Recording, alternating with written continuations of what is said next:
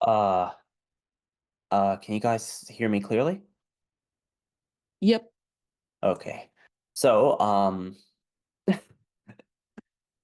this is going to be incredible for me. So I had a script written out and got a loss incident.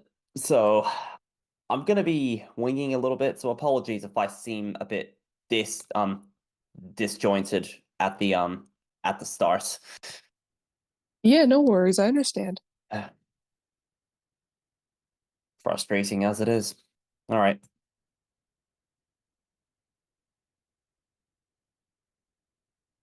I went ahead and made a quick announcement to let people know that this is starting soon. Okay, thank you, friend. My pleasure. Brilliant. If I'm not mistaken, do we not have a third speaker coming in shortly? I mean, I would hope so. Yeah, we do. Yep, Okay. I'm right here. Haha. Hello. Sorry, I forgot to No, have breakfast, so I kind of had to do that at the last minute. you are completely fine. I've lost my script thanks to something going wrong with my text editor, so Mm, we all have our share of crises today. yeah. Don't worry about it. Yeah, I'm very excited, also very nervous. I've never done anything like this before. Yeah. Look, I mean, I'm a little bit nervous myself. That is primarily because I don't have my script, but I've done a bit of public speaking in the past. Just don't worry, just roll with whatever comes to your mind.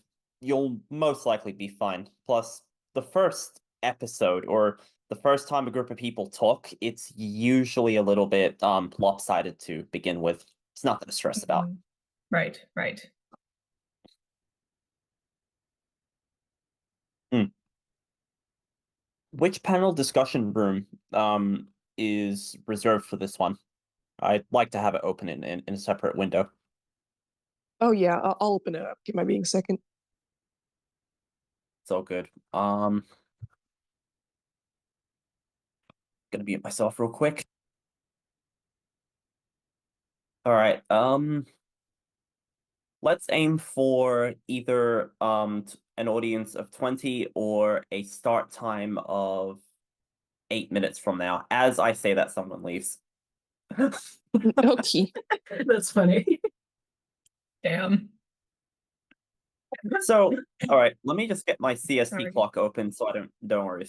Let me just get my CST clock open so I don't seem like an idiot. It is currently 11:58 CST, so let's aim for 12:05 p.m. CST. Just so I can get some stuff set up on my end as well, and so we can ensure that we can see how much of an audience we get by then. Okay. Can I also confirm that recording is currently running?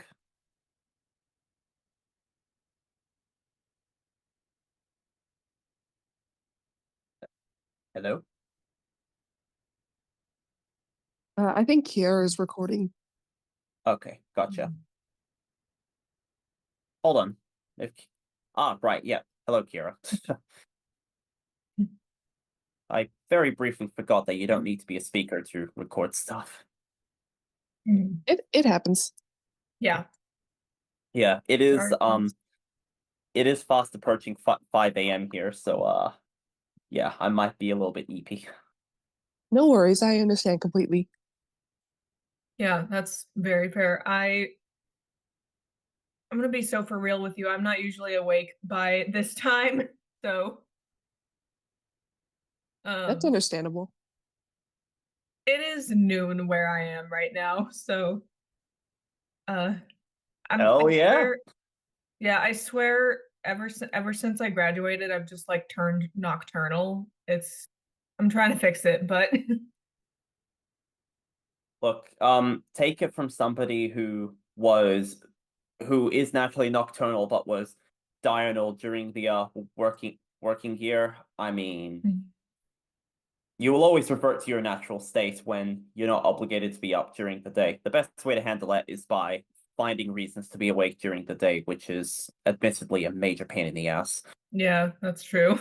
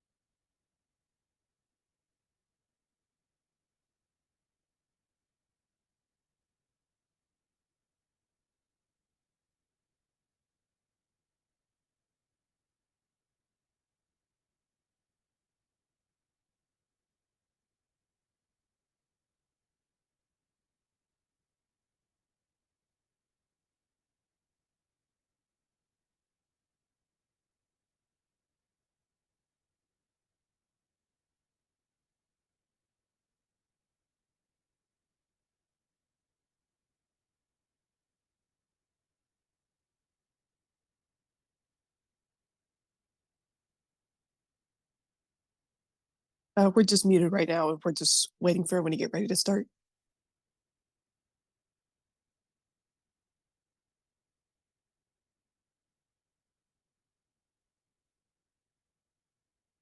On that note, are we good to go? Yeah, we are. It's just whenever everyone wants to start. Gotcha.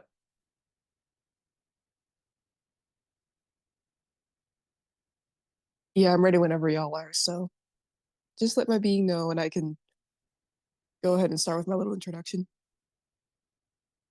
All right. Everyone who's ready to speak, unmute. Unmute yourself so we can do a bit of a ready count here. All right, that's 3 out of 5. This reminds me of the dungeon finder in World of Warcraft, where you're just waiting for like the last 1 or 2 members to Oh yeah, to mark as ready, and then you get knocked back into the queue every damn time. yeah. I haven't done dungeons in World of Warcraft in like forever. It's not It's worth it. always Not so worth it. frustrating. It's not worth it.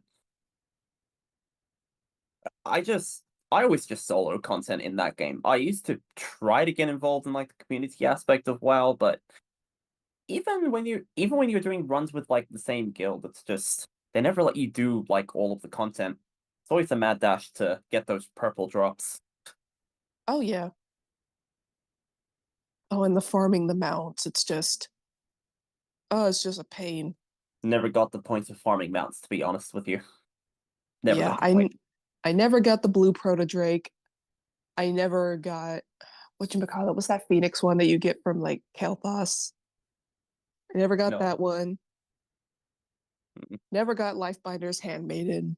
Well, speaking of grinding for rare drops, when the Burning Crusader revival, like when Burning Crusade Classic came out, uh your boy got the Warglaives of Azeroth Ooh.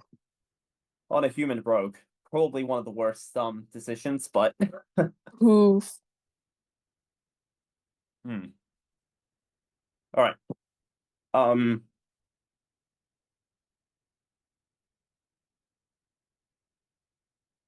I can go ahead and start if everyone's ready. yeah. Will Kenna be speaking, or is it just Hearts of Frost who's also speaking? I think Gana and Heart of Frost are here as moderators, but Okay, both of them can speak if they want to. fair. If need be, I will speak, but I'm mostly just going to stay muted because, well, one, I'm not a speaker, and two, I have my cat here, and he tends to get very talkative. That's fair. Meow, meow. All right. Cool. Let's start. Okay, many greetings, everyone, and welcome to the first ever episode of the Close Encounters of the Dragonkind podcast. This podcast was created to start discussions about draconity and the Dragonkind experience. I am your main host, Lunat. I'm a lyco-draconic werewolf with a deep spiritual connection to a divine, celestial draconian being by the same name. Upon this earth, I am indigenous Mesoamerican, two-spirit, and an avid photographer and artist. I've been hanging around the otherkind and Therian communities for a little over a decade now, creating community events, resources, and spaces. If other staff members want to introduce themselves, feel free to. I mean, not staff members, hosts. Right.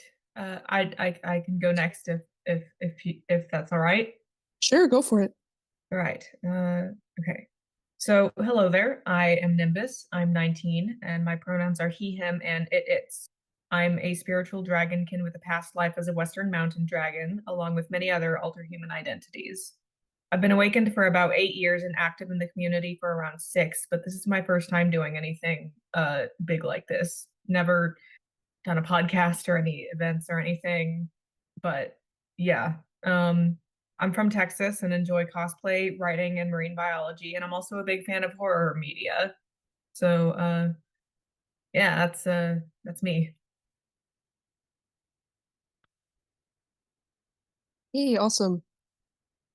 All right then. Howdy y'all. I'm Alkura Wintermist, a psychologically identifying Arctic feathered dragon of the Western archetype.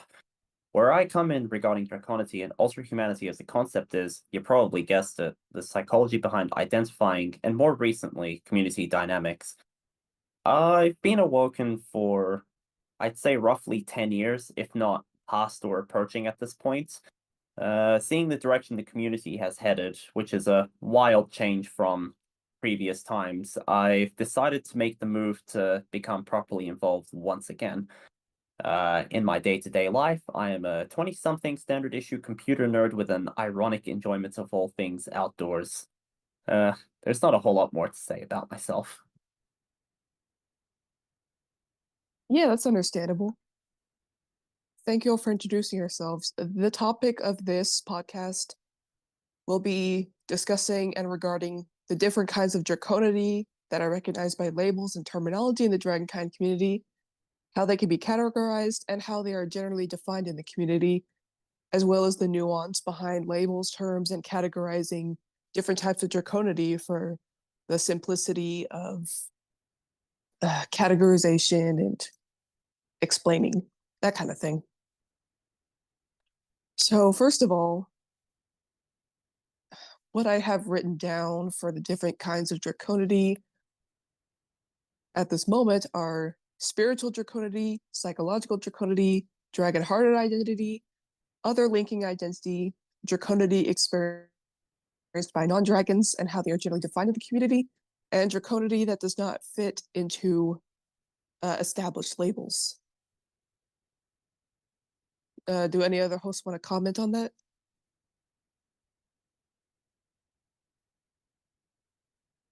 Continue, please. Okay. The other discussion points I have written down are how the community generally defines each experience mentioned above, how all labels mentioned can't always be categorized into spiritual or psychological depending on the experience. Wait, no. How all labels can be categorized into spiritual or psychological depending on the experience for easier categorization. Discussing that some experiences can't be placed under labels sometimes, even broad ones, due to individuals feeling like labels do not encompass their experience. Discussing the nuance regarding labels and why they don't have to be important. Discussing the issue of coining too many terms.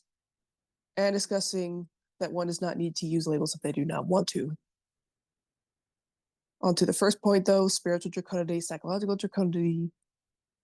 Spiritual draconity and psychological draconity are generally considered the most common types of draconity in the community. They're the most recognized labels, and it is easy for most dragonkind to identify themselves as either spiritual or psychological, depending on their experiences and how they feel the labels fit with them. For my being personally, I identify my draconity as both spiritual and psychological.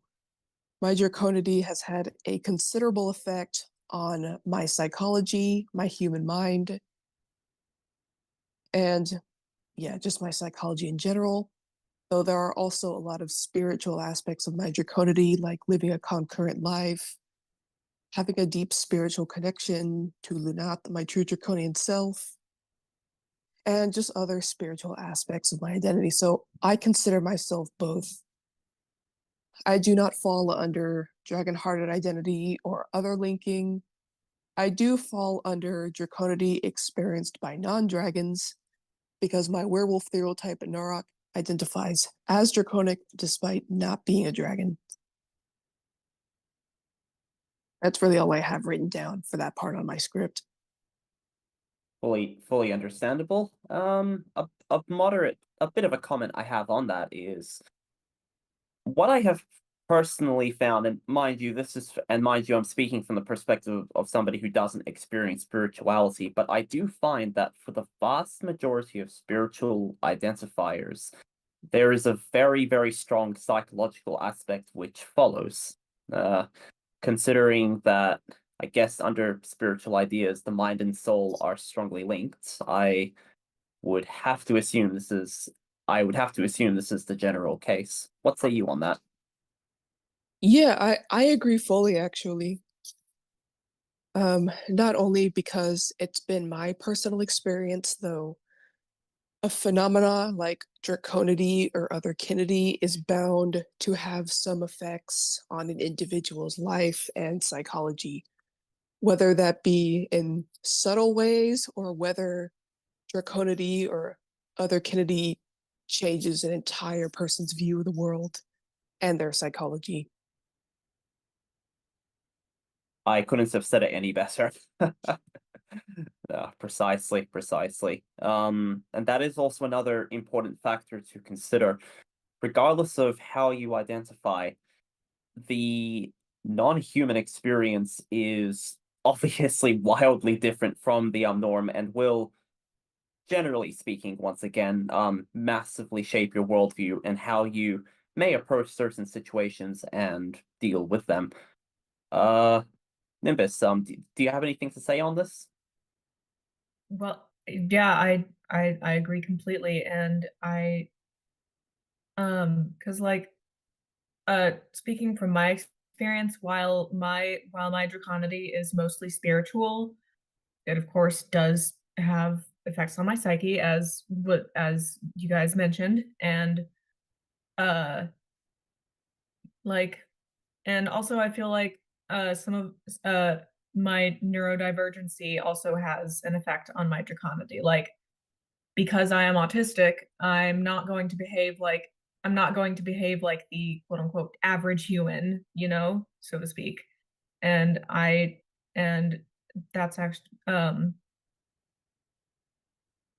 sorry, but my point is I feel like but my point is you're right. I feel like there are, even if your identity is spiritual, it is going to have effects on your psychology. And yeah.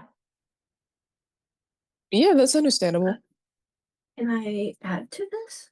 Sure. Please? I do identify as spiritual dragonkin, but I do also believe that it has some psychological aspects to it, because for me to be able to experience this within a human brain, I need to have something happening. Of course, I'm only talking about my own experience, but I think it's actually very captivating to think about it this way. And even though I don't quite understand it fully yet, I'm still like looking into it because it is curious. Yee, that's understandable.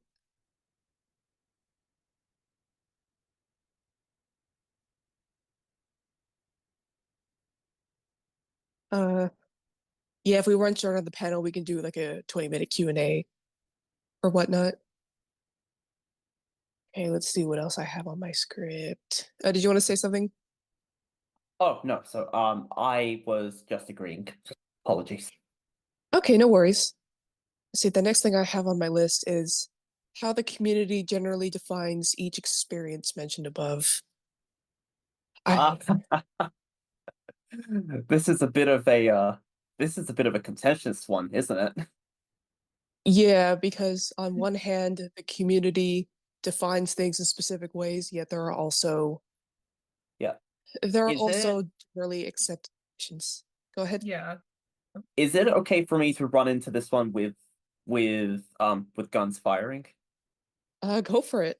I have to say, look, I understand I wouldn't say importance. I understand the appeal behind labeling experiences and defining experiences in order to make things easier to understand, but even going down to the level of the human psyche, let alone whatever else is going on here, the condition of the human slash draconic slash whatever condition is always going to be unique to each to each individual.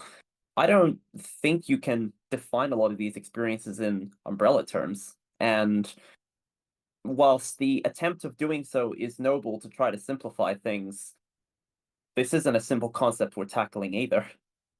Mhm. Comments? Oh, go ahead, Kina. Sorry.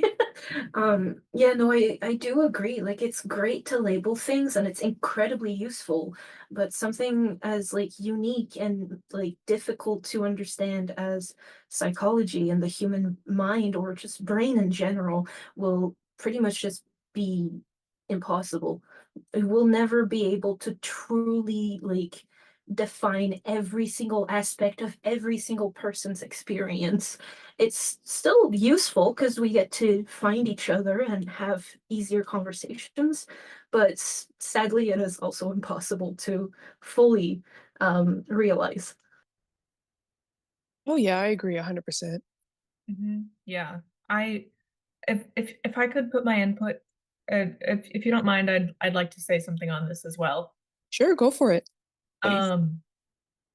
So while I do what so I'm sorry. I It's okay, no um worries. Take your time. yeah, sorry. Sometimes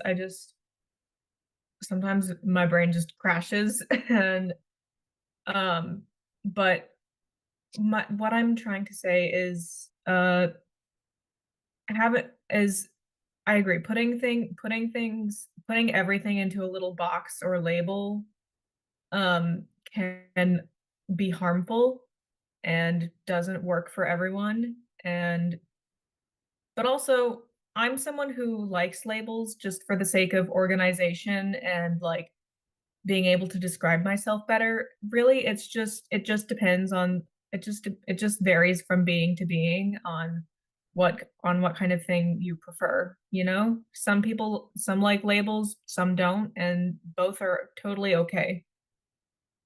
Mm-hmm. As somebody on the spectrum, I entirely concur with this. Labels are a godsend for a lack of better words.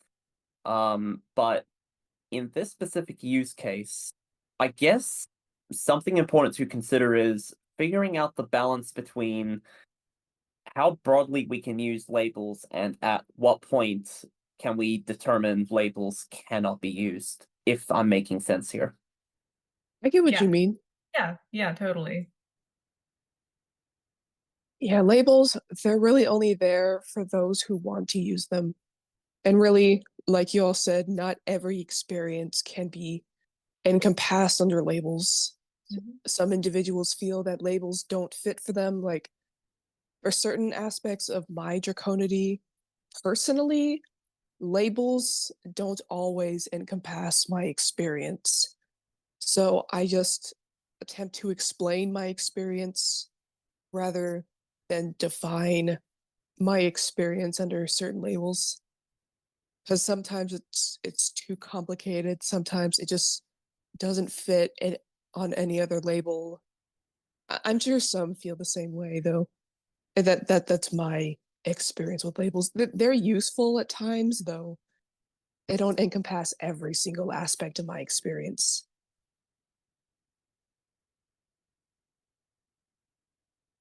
Yes, this is yes. Very well put. I'm very much the same way. I tend to not label a lot of my alter human experiences too detailed. Like, of course, I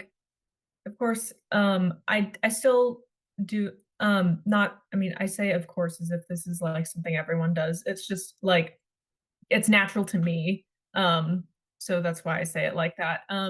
I use labels like, you know, otherkin, Therian, etc. But um I don't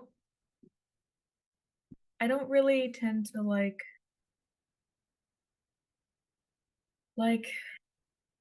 there are I know there are very specific words for specific types of alter humanity, and I just don't really like other than like psychological and spiritual and like sublabels like Therian, Theriomythic, Paleotherian, etc. I don't really feel comfortable using those, but it's different with my gender identity where I use a lot of xenogenders, and it just like for me, gender is more of like a performance, while alter humanity is just who I am, and I prefer to keep who I am to be fairly simple, you know? Mm-hmm. Yeah, that's understandable. That's For another sure. thing too. Like, I forgot to mention this experience though. Yeah, otherkinity and draconity can absolutely have an effect on gender. It has for my being because my draconic self has no gender whatsoever. So that definitely reflects on my being upon this earth. Mhm. I identify as two spirit though, so I would say both my indigenous heritage and my draconity affect my gender identity, though that's a discussion for another day. That's really cool. Uh, I I'm kind of like,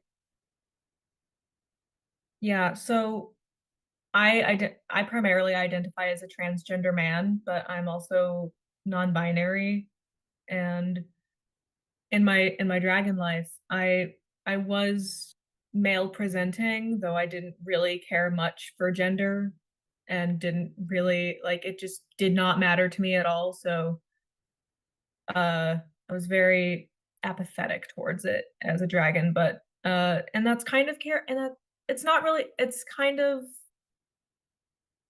like it's more for me nowadays it's more about presentation than anything. So I I feel like I feel like it's I completely lost that sentence. I'm so sorry. It's okay, no worries. I do the exact same thing. I understand. Same here. Same here. Yeah. Do not stress. Yeah. It's more like because I feel like my draconity kind of affects me being a trans man. So like I don't know, it just feels more natural to be masculine to me, or like masculine and neutral. So that it helps me feel like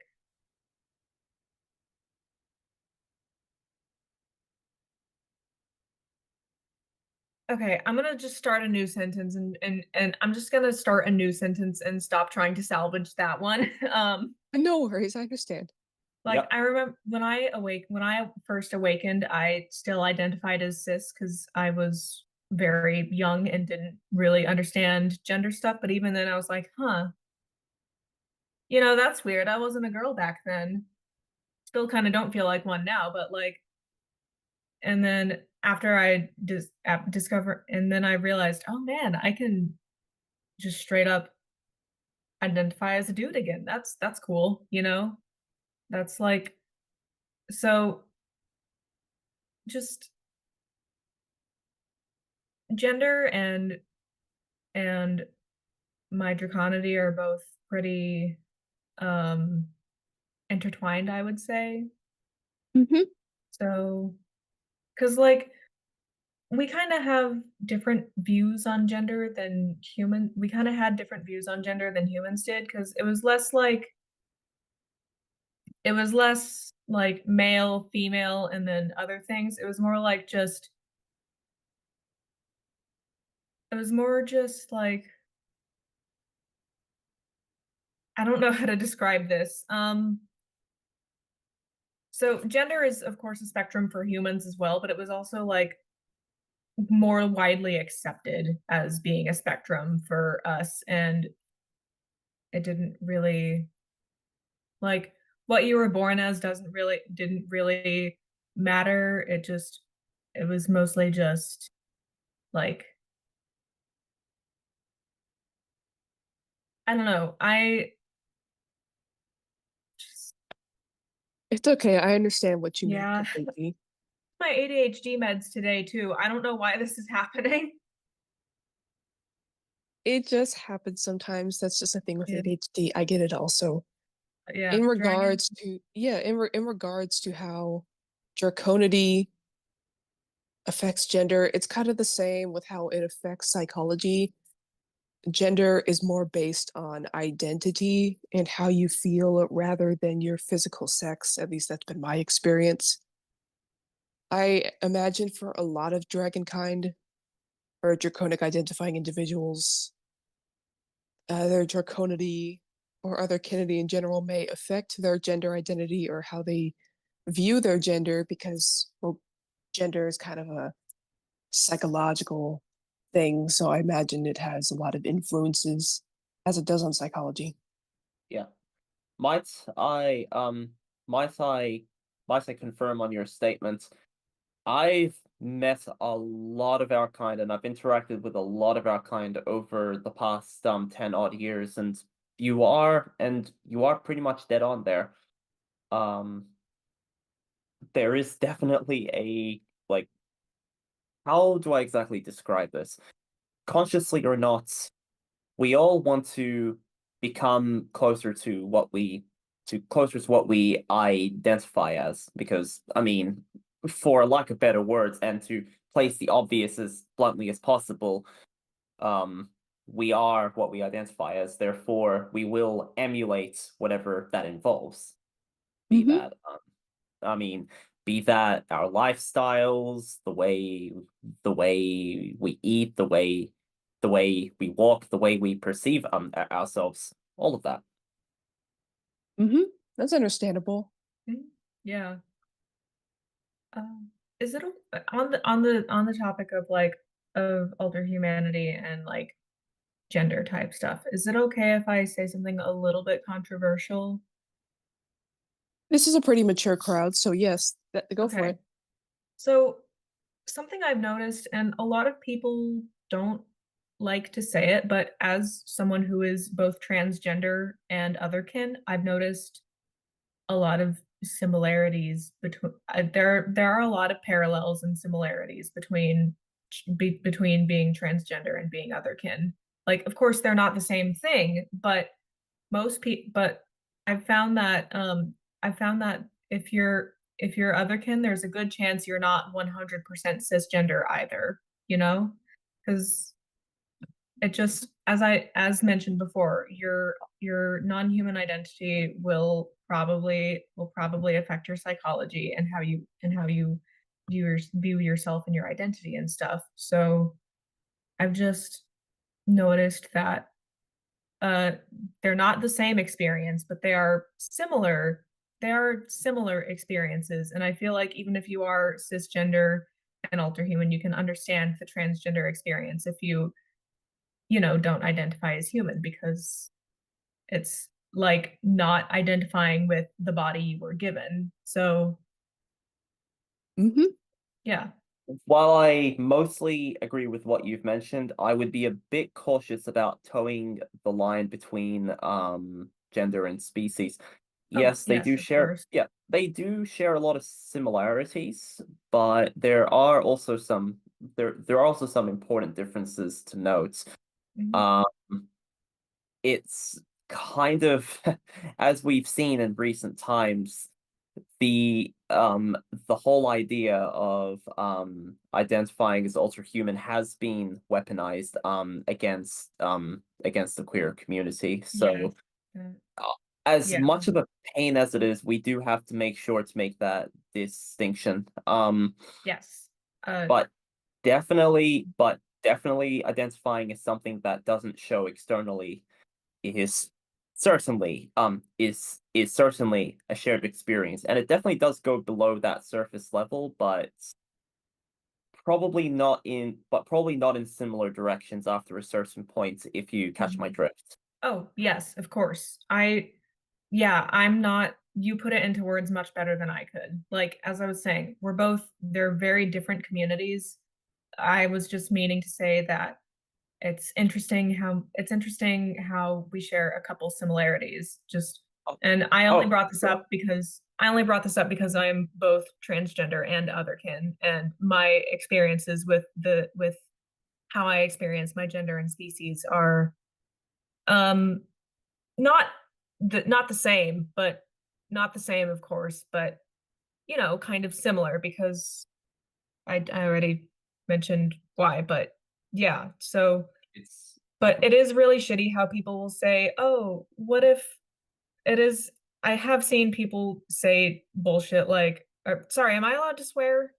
Yeah, you can swear, it's fine. Okay, thank you. Sorry. Probably should have asked that earlier. It's okay. Um, but yeah, I have noticed I I have noticed there being an uptick in people being like, "Oh, if my daughter wants to identify as a boy, then what's stopping my kid from identifying as a cat? You know, it's just that's like it's just The old very little complicated, and yeah, it's very complicated, and there's really just no way to win, and it's just, you know, it's a lot of Mm. bad stuff. But we're not here to talk.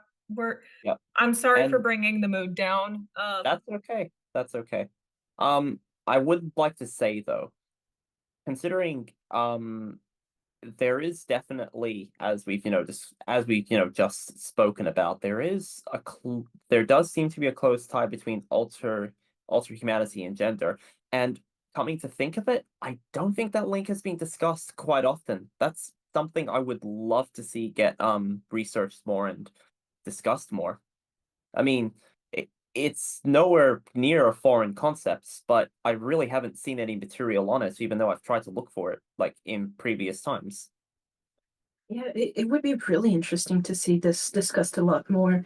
In my experience, people feel like they have to be incredibly cautious when talking about the similarities between gender and species, like identities. And it's very understandable because, you know, being otherkin has been used to as a weapon against the queer community, but also Sure. just because of past anger from the queer community. Um, and like it's I don't know, it's just saddening because I think there could be some really cool conversations that could go on with this. And I don't see why we should be afraid if everybody is respectful and understands the differences between those two facets of identity. Yeah, I agree. Mm. Which is definitely it. The first stage there will be to establish that respectful ground. There is still work to be done there, but I won't say anything further on that currently. No worries, I understand. I forgot to elaborate on how like spiritual draconity and psychological draconity are generally defined in the community.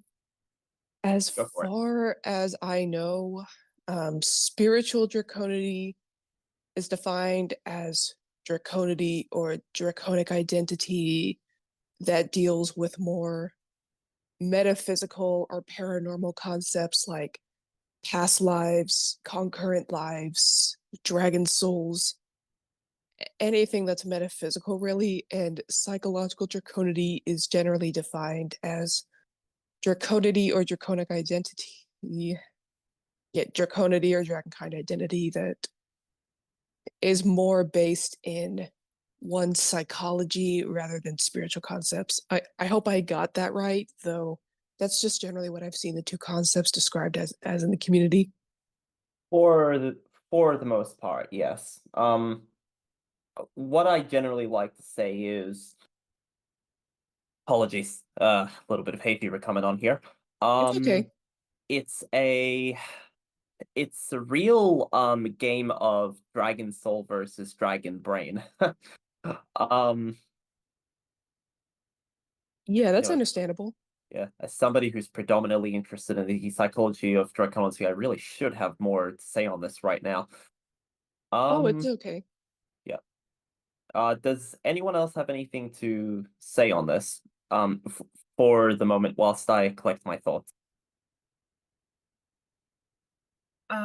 No, I pretty much I just yeah, you two summed it up pretty well, and uh I the world of spiritual draconity is really interesting because I've after joining this specific circle with you guys and like the Celestial Spire and stuff, I've seen so many different ways that spiritual draconity is experienced that I didn't even know existed, and it's really cool.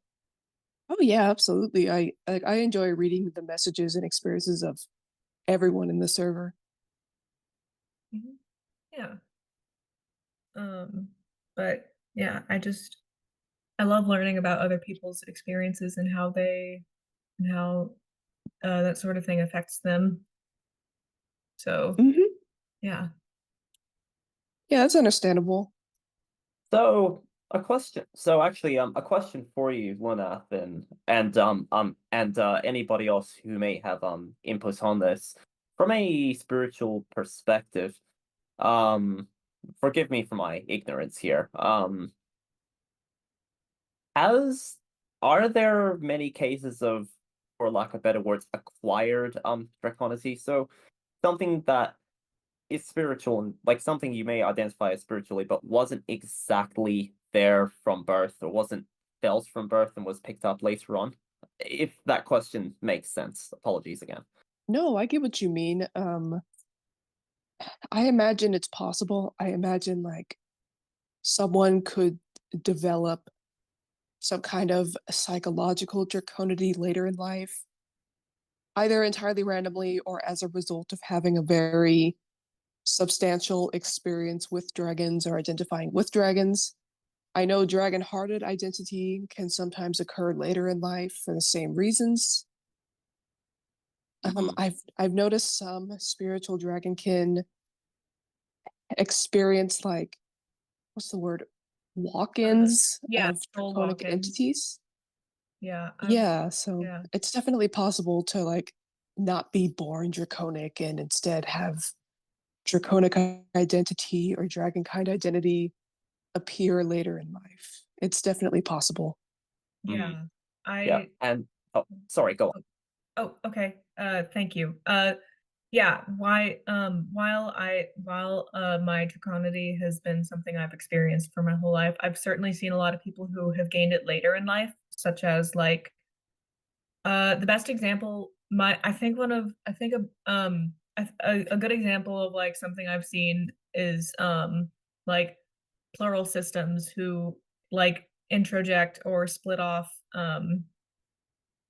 or however else they gain draconic headmates, like uh you know, it's that's like something that and that's something that may affect just that specific alter or headmate or maybe the whole system. And I should probably mention that I'm mentioning this because I am part of a system and have a draconic headmate myself, and I am also one of the draconic headmates. So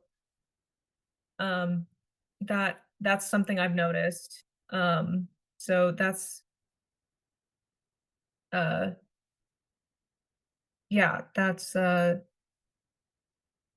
I'm gonna just take a break from speaking for a second. Did you That guys No go worries. ahead? that is that is completely okay.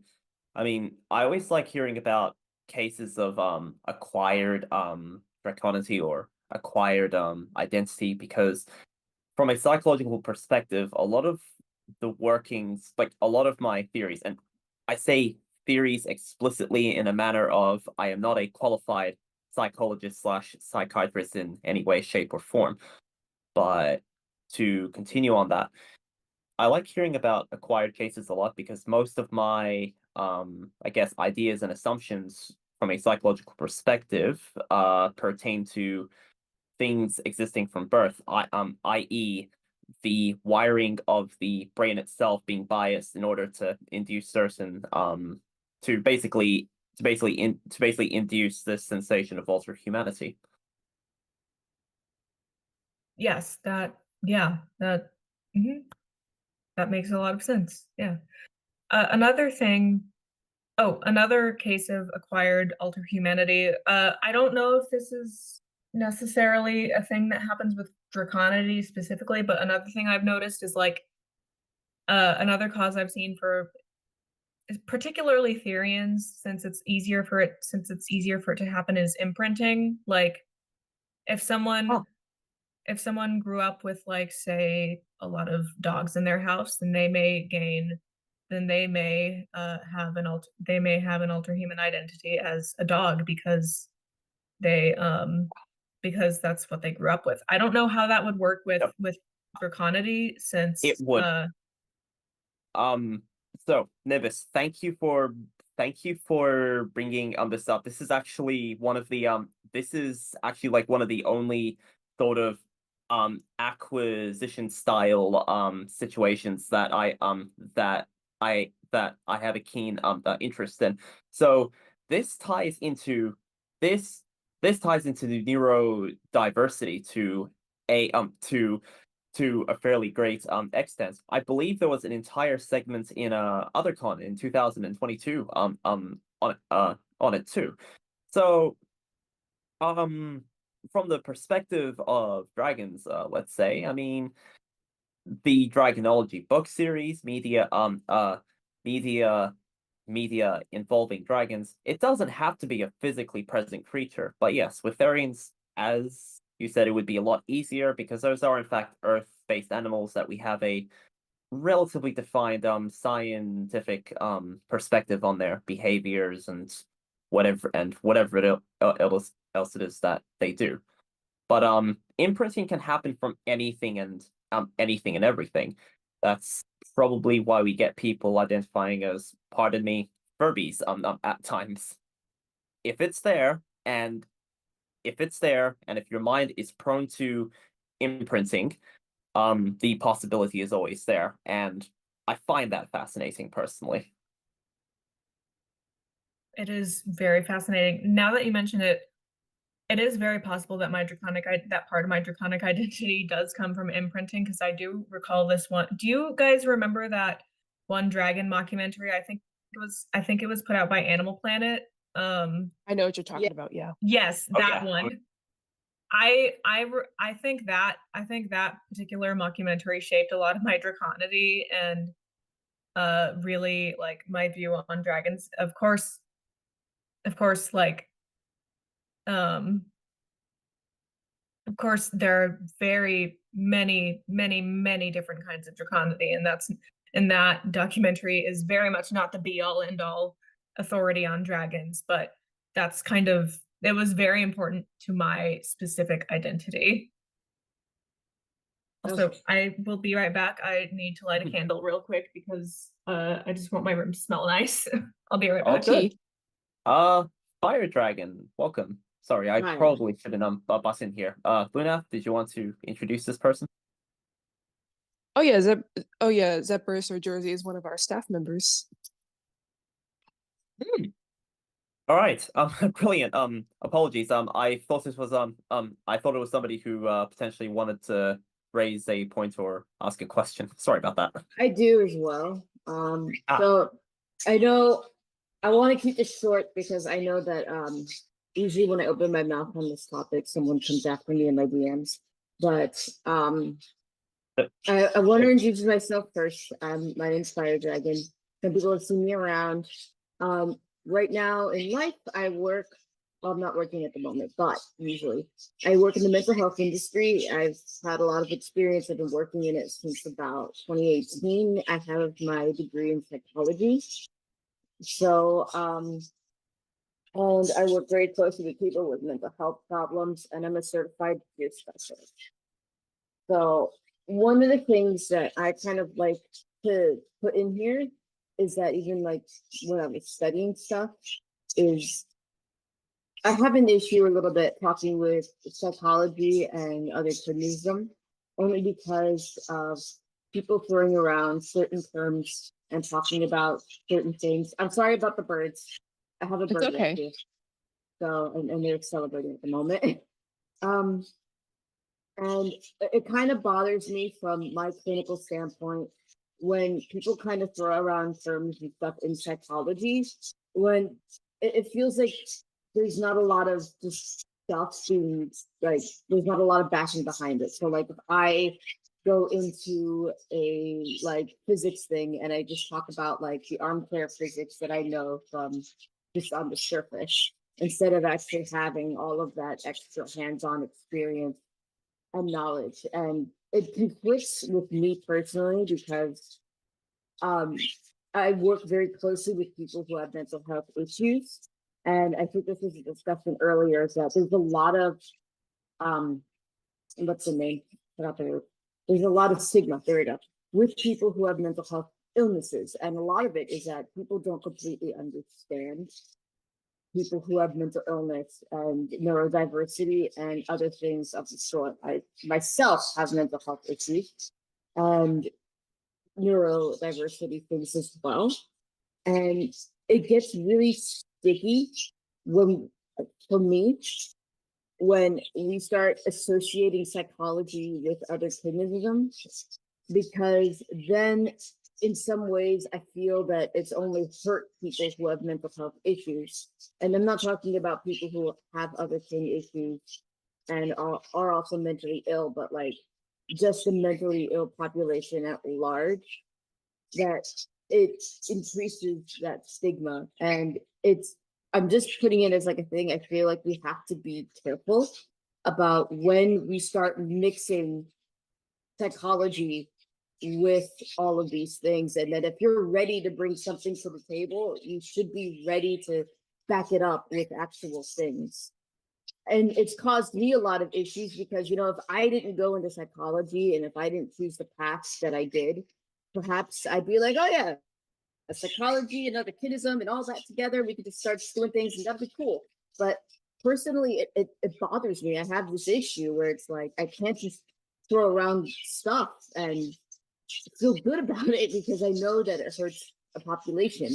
When you start saying stuff like imprinting, that's not something that is observed with people. That is something that's strictly with avians, specifically with ducks and chickens and such. It's not something that we've ever observed with other mammals and stuff when we go into comparative psychology. So, and I just heard this stuff before, but I feel like people just kind of use this stuff to kind of fit their thing. And I feel like instead of doing that, maybe focus on making new terms and making something that's new and separate from stuff that's already established and studied and concrete, because you don't want to muddy up the waters with it. And I know that there's been plenty of things where if you want to go into how this affects people with mental health illness, that if people start saying things like their other kin or whatever, and people assume that that's part of a mental illness, and then you got other stuff that makes it look kind of bad, you're just kind of hurting a community. You know what I mean? So No worries. Yeah, I understand. and maybe it's because I'm very scientific minded, but keeping it separate or making your own thing for it is important. Words do matter, and when you're dealing with a population that is often misused and underappreciated and just taken advantage of, you don't want to hurt that population more. It's kind of like people who are trans, right? And there was this whole thing, I don't remember if anyone remembers, that people who are trans didn't like the other kin community because they thought it was just kind of a mockery and making it harder for them to get the things that they need. Right? So that's kind of how I feel when it comes to people putting psychology and stuff in mental health. And that you're kind of muddying up the waters a little bit. And like I said, I'm not saying this to kind of start something or people coming after me or anything. I'm just simply saying this as somebody who works hands-on in that realm, has studied in that realm, exists in that realm, and continues to help fight for people. Because when I'm not online and doing this stuff, my main goal is to help people deal with their lives and get over stigmas, and also spread the word about mental illness to the greater population and help support those who are suffering. So it's almost, sometimes it almost feels counterproductive. So that's kind of what I'm saying. I don't know, a little bit of the chats here. Yeah, no worries. I understand what you mean. There's definitely a lot of nuance to the subject, and I have severe mental illness, so I can understand where you're coming from. Well, none of us mean to reduce. None of us mean to be reductive or oversimplifying any of these experiences, and I respect everything you have to say on this matter. However, we're not exactly just throwing out terms here. We're not exactly just spewing out things here. We are, a lot of what is being brought up here is based off other people's lived lived experiences. Now I myself do have a fairly scientific mindset, or at least I'd like to think I do. However, the simple fact of the matter is there hasn't been enough research done on a lot of what alter humanity consists of. So sometimes all we have are lived experiences to rely off as, for a lack of better words, a very soft form of research. Mm-hmm. Yeah. I would like to offer my sincerest apologies if I misused terms, or perhaps like just didn't understand them, but I did not mean to conflate two different things, if that makes sense. Like I did not mean to. I was speaking on behalf of like experience things that I have seen other people say in regards to their alter humanity and their neurodivergency. So yeah, and I would also like to mention that I have a couple mental disorders myself, and it is not my wish to make things more difficult for other neurodivergent people. And I would just like to say I'm sorry. It's okay. I'm not coming after anybody. And it looks like we're getting hung up on some things in the discussion. I only chose imprinting as one of the things because that seems to be a very popular way to describe stuff. But I didn't mean imprinting in general. There's tons of terms and stuff, and it's not you specifically. When you start to muddle with psychology and otherkindism, not everybody is going to be as smart or informed as you are.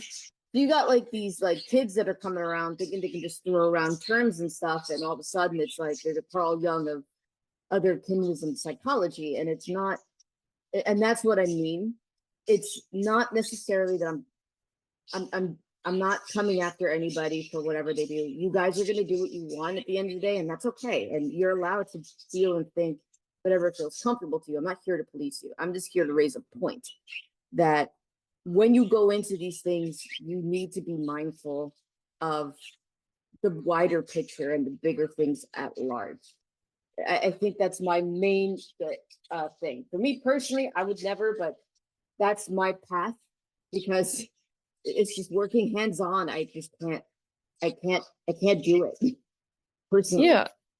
So yeah, but, I understand. I mean, you work with mental health, you work in psychology, so I can definitely understand your viewpoint. I mean, I've never worked in psychology before. I just only have experiences with mental disorders, so I don't necessarily have the experience that you have. And I do respect your viewpoint. I think that making new terms instead of using psychological terms can be useful in that sense. I think so. I think that would be a good way to do it. Or at least if you're going to go into these things, you need to be very well informed on all of that. And you need to just like, don't just throw stuff around because people just kind of do that, you know? And Yeah. it's stressful whenever I read it. And like I said, I'm not here to make any kind of claims, but you can't just throw shit around, you know? No, Moss I says, what understand. word would you use to describe the phenomenon? You know, I don't know. I can't tell you. I'm sorry about the birds. It's okay. I enjoy the birds. Maybe you could just go with mental kin or wherever. I don't really know for that. If for me, like when I was dealing with my draconity and dealing with that, because of how scientific I am, it was difficult to accept because you know I'm a very scientific mind. I mean, you know, I don't want to do a lot of hocus pocus, but in the end, for me, it was like the most rational thing to accept was the most irrational thing. I like to, I feel like I have to make up a word for this because I see it a lot because I'm very into like cryptozoology and things of that sort. When it comes to people seeing like, these people saw something that was weird, it was creepy, people who are woodsmen, people who are police officers, people who are trained to know, I know I'm getting off topic, but I swear it goes back. But there are people who are like, I saw this creature. It looked weird. It was nothing I've ever seen. And people who say this, sometimes there are people who aren't credible, but a lot of the times there are people who say they saw these weird things. And they're like, I'm a police officer with someone years who would never put their reputation on the line for saying something they saw. Or people are like, I'm a woodsman. I've been out in the woods since I was 12 years old. I've never seen anything like this. But then they just devolve it into it was an owl.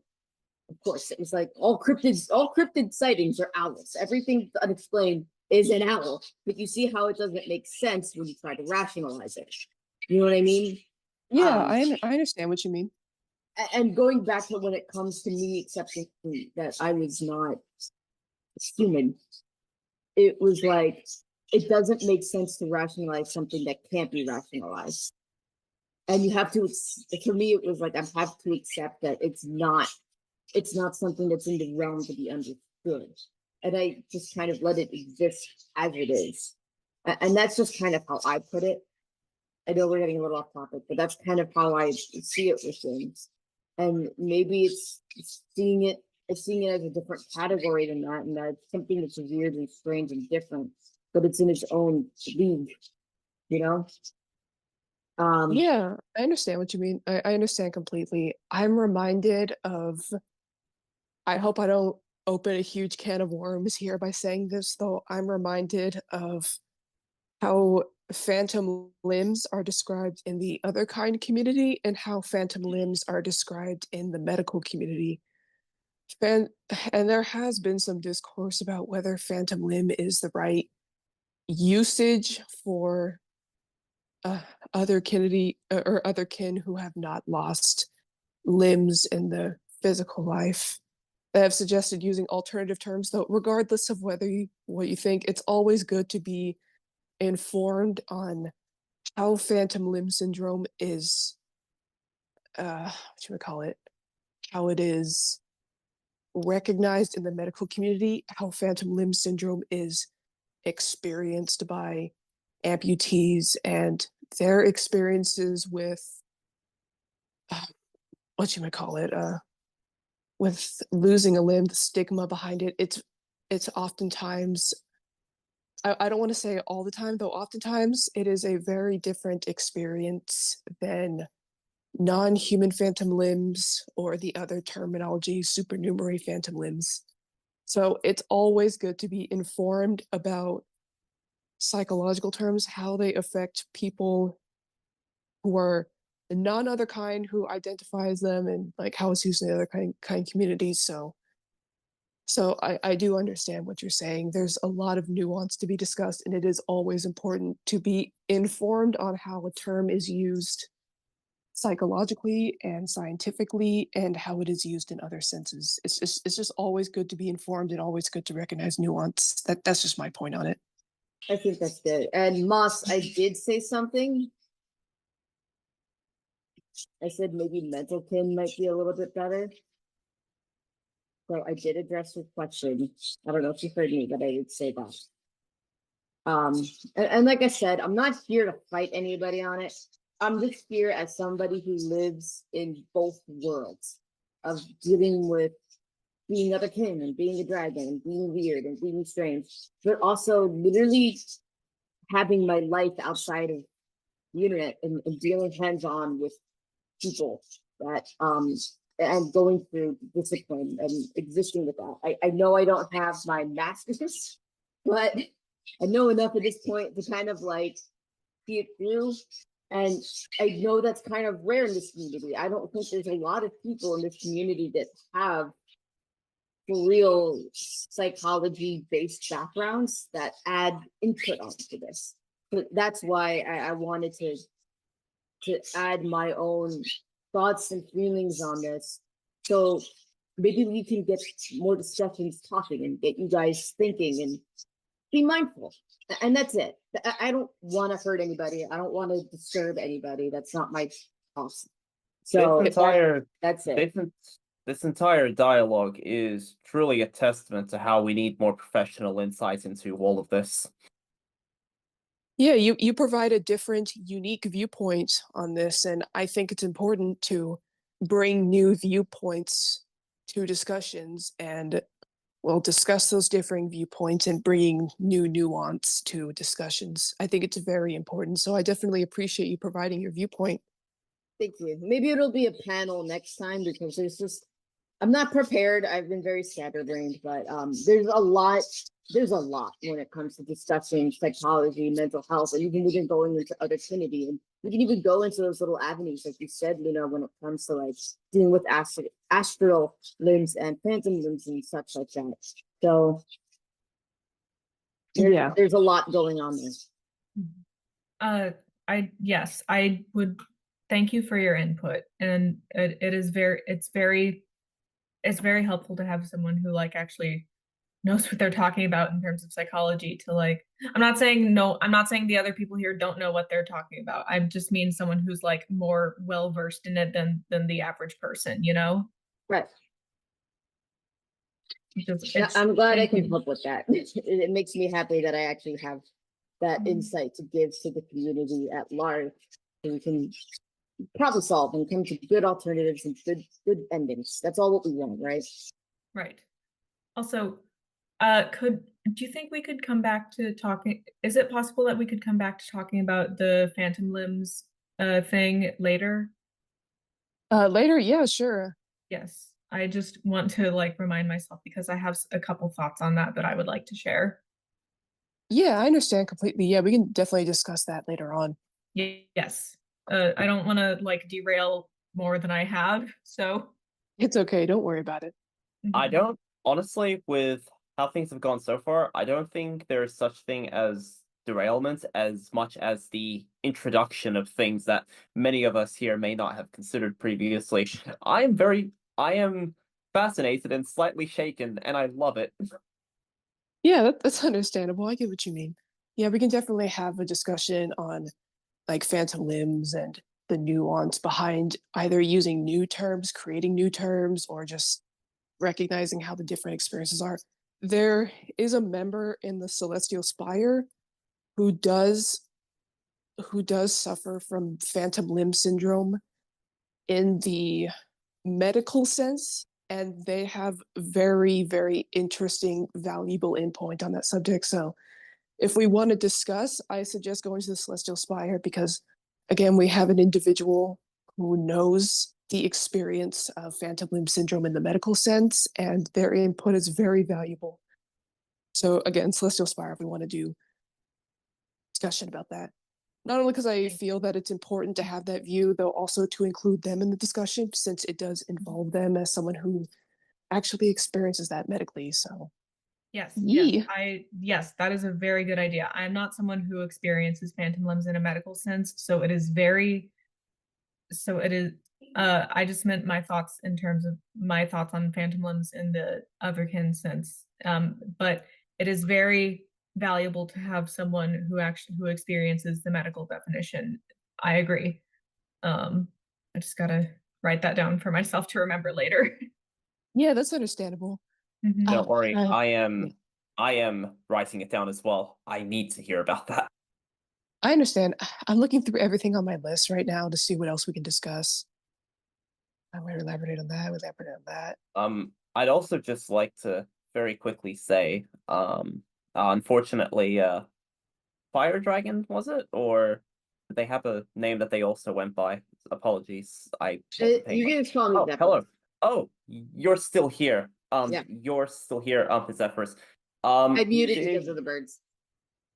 No, I think I think it's because the panel is on a separate monitor to my notes and the chat. So anyway, I don't think we'll get time to discuss this today, as additionally you mentioning that you weren't quite prepared, but at a future point, if you are prepared, I would love to have you back to basically discuss your thoughts on, I'm going to use what we're probably considering an antiquated term going forward, psychological identification, just simply because I see it as a fundament to the way I conduct myself. So Right. I would absolutely love to, pick your brain about that at some point, and obviously record it because We can always do Um, that for another Close Encounters of the Dragonkind episode. We can definitely do that. I meant that exactly. Sorry. Okay, Yeah. yeah. Okay. Yeah. Now, I don't mind whatsoever. yeah, I'm probably going to be silent for the next few minutes while I collect my thoughts on a couple of things. Others, please speak. No worries, I understand. I'm okay. I like to talk, so it's fine. Others, go ahead and speak because I have to mute for a second. I have to take a call. 1 sec.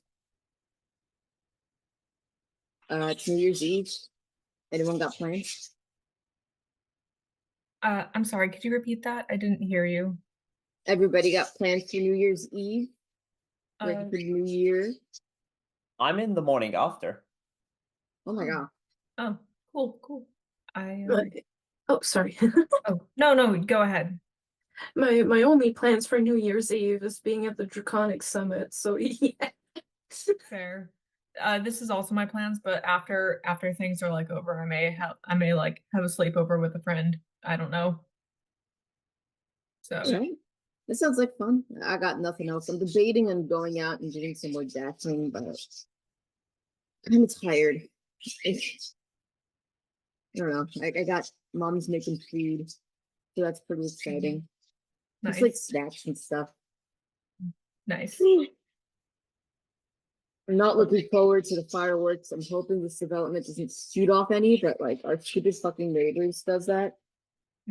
Yes, fireworks are the bane of my existence. I agree. I Fireworks are- cannot handle them. Fireworks are pretty for my being. I'm just like, too loud. It is too loud. Yes, I agree. They're very pretty, but I don't like the noise. Oh, yeah, for sure. It's the noise. I used to be okay with fireworks, like when I was a kid, and that was fine. But now, like I can't handle it. It just sends me off into like fight or flight mode so bad. I think it's because my not the limbic system. Maybe it is the limbic system. My fight or flight's always on. It doesn't turn off. So like any kind of like weird noise, I always get like ready to run away like a deer. So Yeah, it's same. like when fireworks go off, it like smashes that button and it's like the absolute worst. Yeah, yeah, I can very much relate to the fight or flight being like a deer thing. I'm very easily startled by loud noises, which is kind of weird and ironic since I really love horror and like and don't actually mind like jump scares and scary movies, but like if someone like if I hear a door open and I'm not expecting it, I will jump like 2 feet into the air. Me too. Like something happened. I was taking care of my birds and I have like this suction cup perch I just cleaned and I put it back on where it needs to go. And it fell and I like touched the ceiling. And then I didn't know where it came from, and I was looking all around because, like, oh my god, what if I'm being attacked? There's someone outside, and then I found out it was just that, and I was like, no, it's just silly. Yeah, something my best friend likes to do is, by the way, I'm okay with her doing this. I think it's funny. Something she likes to do is just like jump scare me by yelling, and it's very funny. I think it's hilarious because I always like jump like 2 feet into the air and like screech. It should be recorded someday. I think I would do numbers on TikTok for that reaction, but yeah. I feel that. I did something. There was something that popped up. I did want to mention. That psychological kin will invoke association with psychological illness. Not for everybody, not really, but for people who are outside looking in, that's typically something that they would see since you're already identifying as something that's very out there.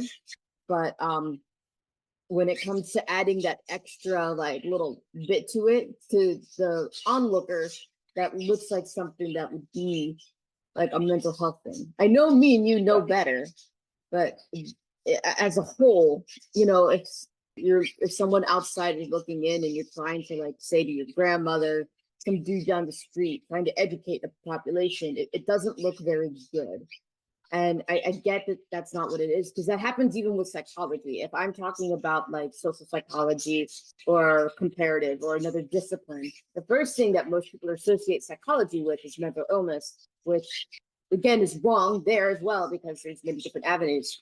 But unfortunately, because of stigma and how mental health and things have been historically in the world, that's just kind of how it is. I'm not saying that that's what it is, but that's kind of like that association, and it kind of sucks. It really does.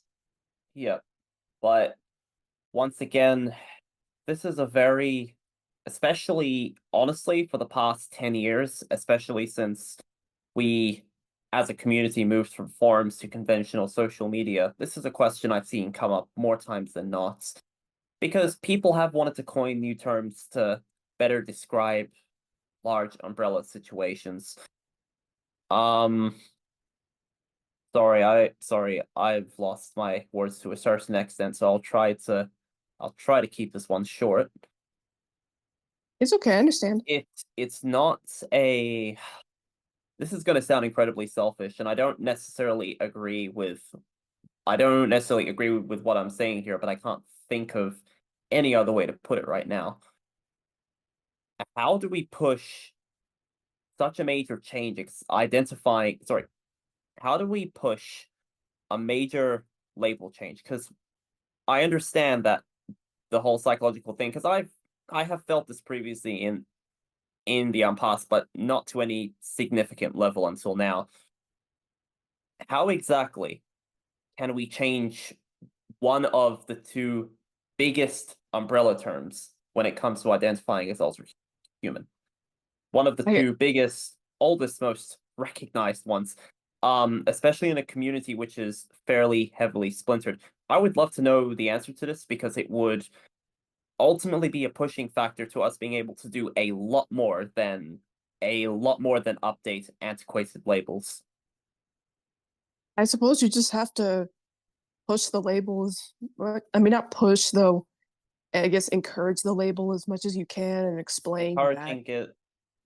And explain Sorry. why it's okay. And explaining why using said label would be good for the community, and just hoping it catches on. That's just Whilst I fully understand that, it's not as straightforward as that, because I'm not talking from like the whole psychological thing specifically, but from other matters similar to labels and types of labels that has been attempted and it just doesn't work.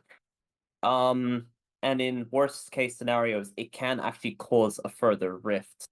So another concern that comes up for me is, are we potentially finding ourselves at a point where we have to potentially balance the lesser of some evils? I mean, the answer is obvious as to what would be the more morally sound option, Zephyrus. But this has raised a lot more questions than what Zephyrus has spoken about has raised a lot more questions than answers, which is much appreciated, but also has, I guess, given me a bit of a perspective that we may be facing a crisis down the line if we don't find a way to deal with this in the next 5 or so years maximum, because with the way, to bring a bit of politics into this, the way things are moving on that side and the way our identity, my one specifically, mind you, because I don't really lean on the spiritual side of things, I lean literally on the mental side of things. So like the way that my identity is being weaponized to victimize what is effectively a much more vulnerable community. I do want to see change for the better, but I can't see it happening, which is regrettable for me to say. I'm not saying it's not worth trying. I just can't see it happening, and I think we need to figure out a way to do it. yeah, I understand what you mean. And sooner than later. And I'm just gonna stop talking now, but I hope I got my point across. It was good. I think you definitely brought up some good points, and I don't have all the answers. I feel like some people here are thinking that I have all the answers. No. I don't. I'm just I here to would- cause a ruckus a little bit. I would sincerely hope that we are all mature enough here to know that nobody truly has all of all of the answers. You may have some more answers compared to basically all of us, but definitely nowhere close to all of them, which is totally fine. Which is ultimately why we need more professionals we need more people with your type of retinue to weigh in on this. Right. We effectively need a board meeting That would be, consisting of qualified professionals. that would be pretty chill. It's hard too, because I don't feel like even if you're taking people who have that psychological background, I don't know if they take it as seriously as I do. Not to toot my own horn, but I like to be clinical. I like to leave no stone unturned. I'm very big on like empirical things and not getting my feelings mixed up with the cases at large. And that's mostly because when you're helping people in my capacity, you cannot let your own feelings get in the way of the clinical work that you do, or else it doesn't end well. And that's something that's very hard for a lot of practitioners and such to balance. And there are people who are just like totally out of touch, that have no idea the kind of clientele they're serving, and it's a whole thing. So it's very difficult to find people who are decent on the thing to be For on top sure. of that. For sure. There is something I did want to mention a little bit, and Luna, I might need you to weigh in a little bit here. It looks like Moss said something very interesting, that it looks like they might have some sort of neurodiverse or mental illness that is equated with their draconity, where it's hand in hand. Which I would like to butt in is very, very similar to how I perceive my own experience of it as a form of neurodiversity. But with that, please continue. It seems like if it comes to that, it's very interesting to think about. But I have to go back to when I talk about mental illness, and I'm not just saying, I'm trying to figure out how to word this. And I know, Luna, I kind of want you to weigh in a little bit, because in some ways you're also the same way. I know what you said, that you have clinical lycanthropy, which is different from being otherkind, but it's got a lot of like bits in it, I guess. Yeah, I get what you mean. And this is where I feel like it gets a little muddy when you start to put like adding the mental equation and putting that with your draconity, because then we have to kind of see if this is something that can be treated as an illness or a neurodiverse thing. Either way, if you're neurodiverse or suffering from a mental illness, there are ways to treat those things to get better and to be a more healthier individual. I almost feel that it's a little dangerous to be messing around with that a bit, because then it's like it is something that is not really almost on the otherkind spectrum. It's more mental health and things related, and that stuff is a thing to be treated. And I don't know, it feels interesting to me if you're doing that, and that would almost say that this is a problem in some fashion, which it's not. Being otherkind is not a problem. Well, being autistic is not a problem either, but it is a form of neurodivergency. Okay, so like there are things that can hinder your daily life that is not applicable to you living things well. I'm not saying that like being autistic or things is an issue, but there are hurdles that you have to deal with. That's frustrating. That makes it difficult for you to kind of get along in your general environment, I would suppose. I know for me, that's an issue as well with my mental illness and the fact that I have a severe learning disability, that it's not the best. I'm not a broken person, but it's something that I need more support for, so I can be more together. And with adding other kinism to that, I'm not sure if that's extremely wise.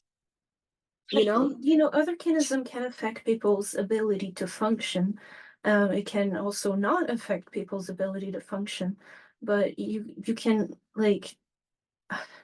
I guess what I'm trying to like say is that even if you have some form of like, for example, clinical lycanthropy, that wouldn't necessarily mean that you can't identify as alterhuman because you have clinical lycanthropy. And maybe I'm just misunderstanding what's being said at all, but I don't think it's really that bad to like have the both of them coexist at the same time. It's just really like the worry of how the world is going to treat it. So I don't have clinical lycanthropy. So Luna, if you'd like to add a little more insight on that. I'm just kind of adding how it's like you don't want to make other kinism into something that it shouldn't be. You don't want to have those labels with it, I feel, because that just makes it seem that it's more of like an issue than what it is. I'm trying really hard to like fix my words here, but my brain is not at the capacity. It's okay. I think I understand what you're saying. For Right. my being, my clinical lycanthropy is it's always a negative thing. Like there's really no positives to my clinical lycanthropy because one, it only appears during severe emotional distress or during severe severe psychotic distress, though also because it's something that can harm my being if it gets too severe. In those moments, my clinical lycanthropy revolves around experiencing the delusions of either turning into a werewolf or being physically a werewolf in those kind of moments. And I definitely don't want to conflate my clinical lycanthropy with my werewolf stereotype because one, they're two different things. One's harmful and one isn't. One is based in mental illness and one isn't. And two, it's just there's different things, and clinical lycanthropy is not a pleasant experience for my being, and I definitely don't want to conflate it with my werewolf identity because it's just not a pleasant thing, and it's not the same thing. That's kind of it. I also think about like if you're trying to describe it to a population at large and also trying to get other people to understand what we're here and what we're about. You don't want this to become something that's relating to the stuff that I deal with, you don't want to have that stigma with this. And Yeah. I feel like when you start doing that stuff, you're gonna have that stigma with this. And I'm telling you, you do not want that. Yeah, I can definitely understand that. I don't think anyone wants to have their identity be associated with the negative aspects of either neurodivergency or mental disorders. Like no one wants to I I would say connect the negative sides of like neurodivergency or mental illness with otherkinity, if I'm understanding correctly, or if I'm saying something, if I'm making any sense at all. That's about right. And then when you do, my other worry is that, you're gonna go to a professional, not just me, but like a literal professional. And if you mention these things, they're gonna treat you like it's an issue. Oh And yeah, yeah. and Like they're not gonna have that understanding I do. if I mentioned my clinical lycanthropy to a medical professional while describing my werewolf stereotype, I am almost certain that medical professional is going to conflate my werewolf stereotype with my clinical lycanthropy, even though I separate the two very well. Exactly. And I think that's more of like a cautionary thing because I know how it seems when people go in and they talk about things to professionals that it's very different and they're looking at it through a very stringent lens. And I want to encourage everybody to get help if they need it, but if you're doing that, you're walking a very like fine line, and I worry what would happen if the wrong clinician gets the wrong idea about things, you know? Oh Um, yes. Oh yeah, and- definitely. Yeah. and that's another way I'm coming about this is that because I know what it's like to be up there, and when you get evaluated for all kinds of things, that's something that they're going to look at. And then my other thought is like, what if this is something that does need to be treated? Is it fair to put that otherkin label on it for yourself when it's something that does cause amount of stress that does need to be treated? Whether Yeah, it's emergency or mental illness, which I do encourage everyone to get assistance for to help so they can feel better. But then what are we looking at here? Is otherkin being otherkin just something that can be treated? Is it just another something that you put in the DSM? yeah, I understand what you mean. I think my clinical lycanthropy can fall under otherkin sometimes, though I definitely do not want to associate my clinical lycanthropy with otherkin because clinical lycanthropy is a very harmful thing for my being. And again, I don't want to conflate my werewolf stereotype with otherkinity. Yeah. And the reason I almost never talk about clinical lycanthropy is because most people would probably assume that my werewolf stereotype is just influenced by my clinical lycanthropy. So I don't talk about it that much because I run the risk of having people associate my clinical lycanthropy with my otherkinity, and I don't want that because clinical lycanthropy is very much not a pleasant experience for my being. I I can suppose imagine. oh, sorry. And that's okay, you can go. I suppose all we can really do is try to make sure that like otherkinity is understood in the future. Because I guess maybe I'm misunderstanding something, but hiding all the bad parts of otherkinity or like uh, I don't know, just being very, very cautious with the outside world when it comes to showing these parts can also be harmful. So that's why I'm like having a little bit of a hard time understanding exactly what's being said. But yeah, that's about it. I you can go, Nimbus. Oh, sorry. I just wanted to say that I am with Kina. I'm also having a little bit of a hard time kind of understanding things. After you speak, is it okay if I put my own input in as someone who is as someone whose theoryantropy is caused by autism? Is it okay if I put my input Yeah, in? go ahead. Like after you speak. Yeah, I forgot what I was gonna say. Oh, I'm so sorry. It's okay. Uh,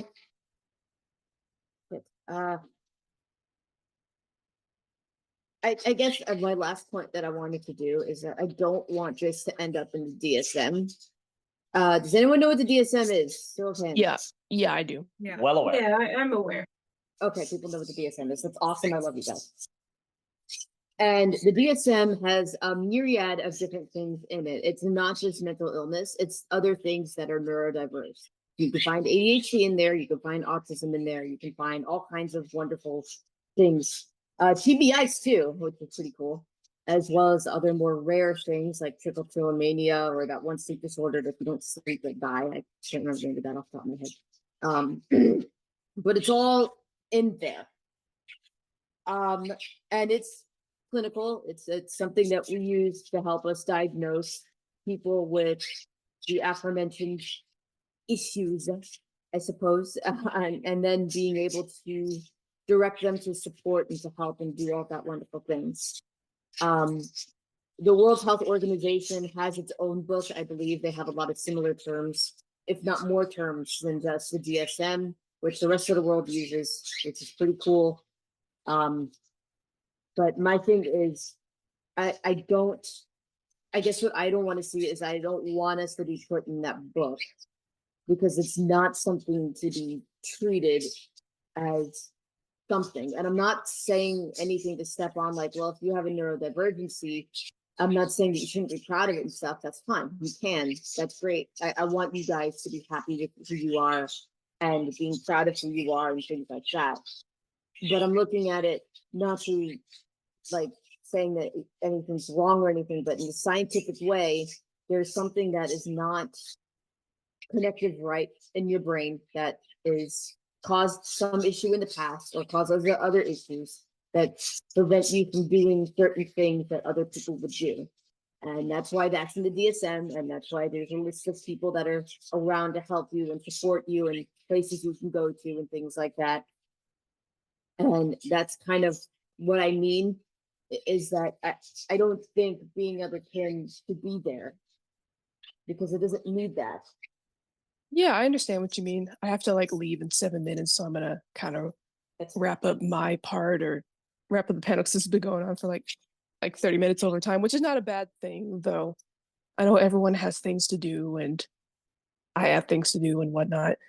So yeah, I definitely agree with some of what you're saying, and I do appreciate you providing your viewpoint. I think it's important to have different perspectives brought to the table and discussed.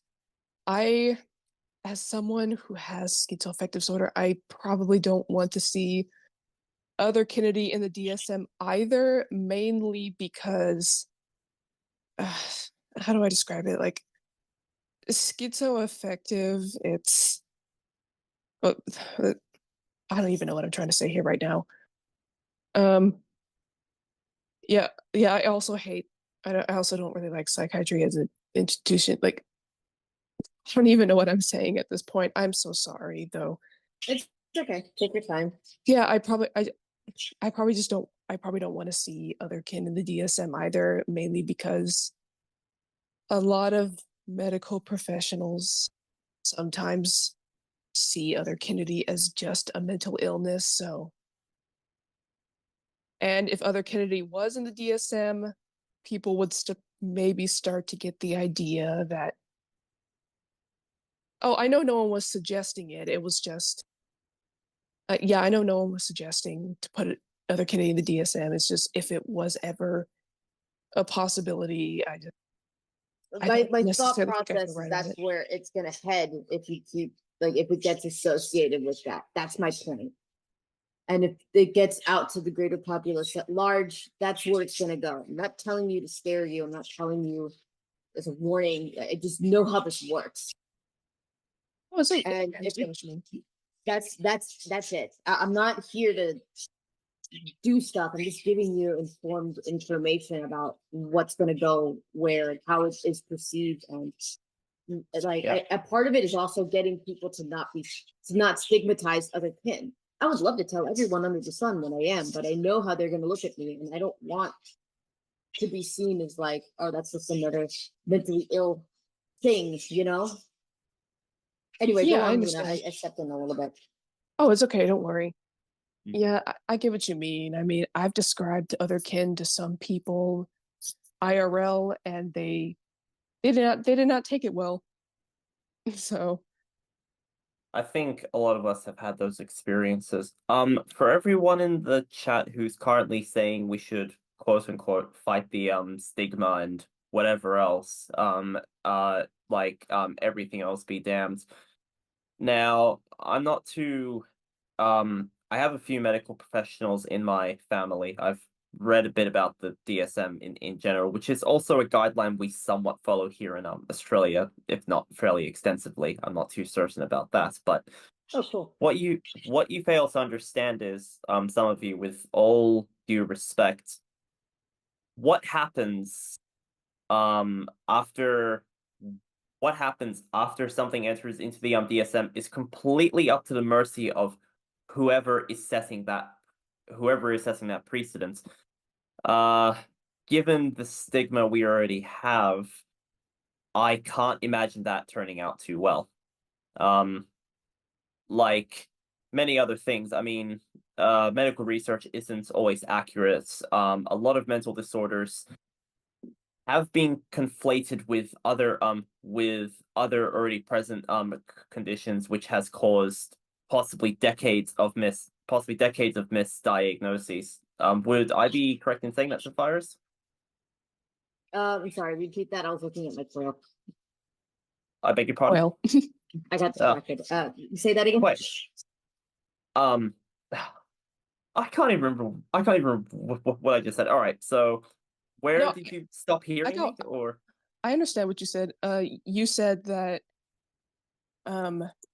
that anyone who enters otherkin at the DSM is it's kind of at the mercy of otherkin as a definition in the DSM is kind of at the mercy of whoever enters it into the DSM. that and It was also after that.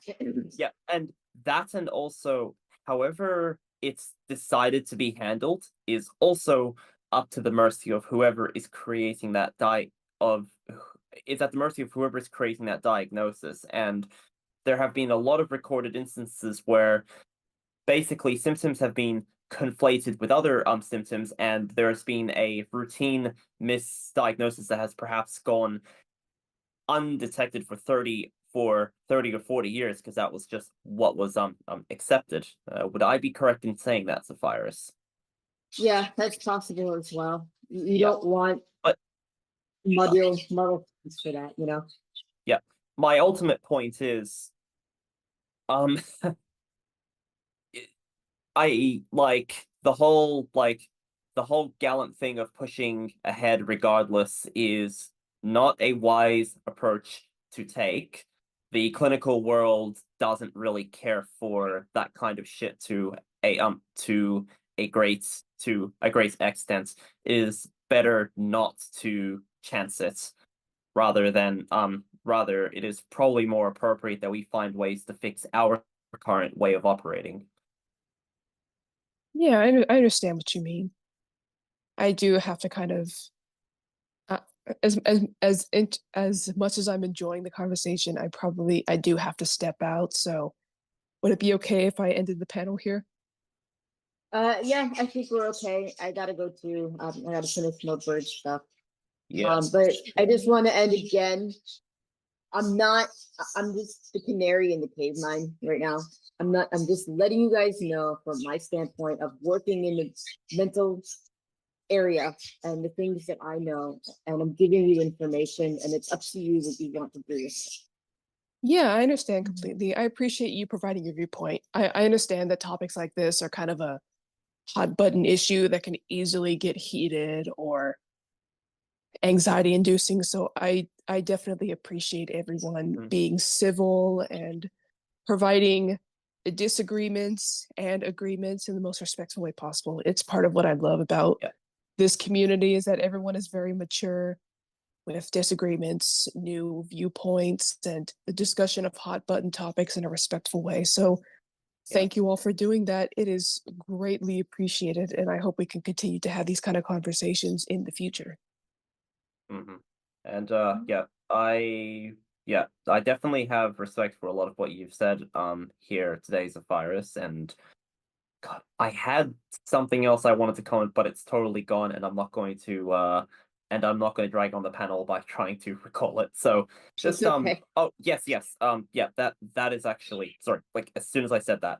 I think like this is a very idealistic vision, but this whole concept of I'm just gonna say quote unquote psychological identification probably should be a matter that a panel of unbiased professionals should look into, which I'm not saying it may even be possible because because research is prohibitively expensive and difficult to justify, but if that's an end goal that we can get to as a community to get some kind of solid research, because the only other qualified person in the mental health field that I heard speaking about this was somebody who also identified and probably said a lot of things that weren't correct due to quite a severe bias. You obviously have your own biases respectfully, but you seem to be approaching this from a much more rational standpoint, which is always needed and appreciated. No problem. I do have my own biases and thoughts and feelings on that, but I'm trying really hard to separate that from just advising the community at large about what goes on behind all these doors and giving you a standpoint from someone who works in there and giving you guys all that information. And that's what's important at the end of the day. Precisely. And yeah, even though you do have your biases, it is, I'm not going to say this is a bad thing because it's certainly not, but it's very telling that you are one of the least biased voices I have heard on this topic. Now, it's very, very good that you chose to step up and speak. That's appreciated, but my point is it may be a little bit damning if we have to consider yourself the least biased voice here. Again, your knowledge is God. much appreciated. It's definitely good, but we need to find neutral people who are willing to read about this and speak about this. Otherwise, we may end up finding ourselves going in circles about this. That is the question. That is finding the right kind of people. It's extremely hard. Yeah. Well, I've said everything I wish to hear, so. Yeah, that's understandable. Does anyone else want to provide some ending notes? I would like to say I'm still very on the fence about this matter. I don't know. I'm very on the fence about this matter, and I'm just going to wait until I'm just going to do some more research and hear more arguments from both sides until I make up my mind on this matter. But I think all the points presented here have been really good. And if we are ending this panel, I will be migrating to the voice chat to continue talking about draconity. So you read my mind. I was just about to propose that for also anyone who may want to discuss this particular topic further, but let's try to keep any further follow-up short. I think we've said a lot about it here for now. If we do, when we hopefully do have an upcoming episode, I would like Zephyrus to be a guest speaker in it for sure. Mm-hmm.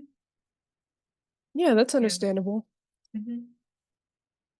Well, if no one has anything else to add, then thank you all for attending the first episode of Close Encounters of the Dragonkind. We plan to continue this podcast in the Celestial Spire server, either on a bi-weekly or a monthly basis.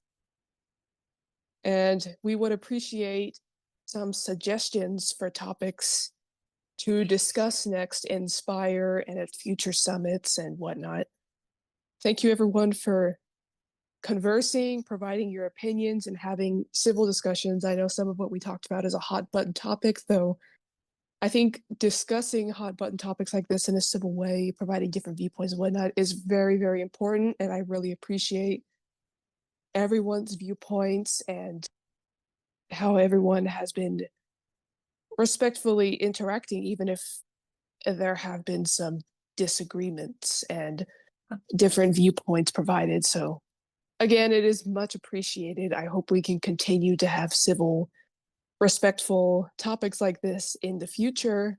I'm very happy that this took place at the summit. And again, thank you all for being here, listening in, providing your viewpoints. And we will be having the Ring in the New Year voice chat whenever everyone wants to hop in. I think some are going to hop into the voice chat right after this panel. My partner Volantile is going to do his panel. Drac is going to do the D&D first session. And then we'll have a closing ceremonies later on. So again, thank you all for joining and listening in. And with that, I will stop yapping. Bye, y'all. Thank you again for a wonderful, respectful conversation. And thank you for having us, bringing us together. Yes, I would like to say, normally when talking about controversial things or debating stuff or any sort of conflict usually stresses me out really bad to the point where I can't function. But this has been very chill, and I have not been stressed out by this conversation, and I'm very surprised that and I'm glad that we were able to keep things respectful and stuff. Oh yeah, for sure. It's what I greatly appreciate about this community. Well, part of it. I appreciate a lot of things about this community, the Spyro community, the Summit community, though. Yep, it's one of the things I really appreciate about this community because I've never been able to find it anywhere else. So thank you all for being such awesome beings. It is much appreciated. All right. See ya. Goodbye. Bye, y'all. Bye. Blim.